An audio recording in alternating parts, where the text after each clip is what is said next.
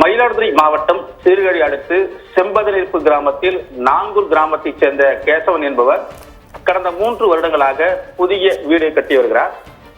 இந்நிலையில் வீட்டின் அருகே சிறுவர்கள் கிரிக்கெட் விளையாடிக் கொண்டிருக்கும் போது கிரிக்கெட் பந்து புதிதாக கட்டப்பட்டுள்ள வீட்டிற்குள் விழுந்துள்ளது.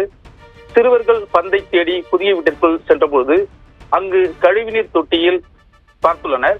அப்போது அதில் எலும்புக்கூடுகளை கண்டு அச்சமடைந்து கிராம மக்களிடம் தெரிவித்தனர். தகவல் அறிந்த கிராம மக்கள் சம்பவம் குறித்து பாகசாலை போலீசாருக்கு தகவல் தெரிவிக்கப்பட்டது. சம்பவ இடத்திற்கு வந்த போலீசார் எலும்புக்கூடு பற்றி விசாரணை மேற்கொள்ள உள்ளனர்.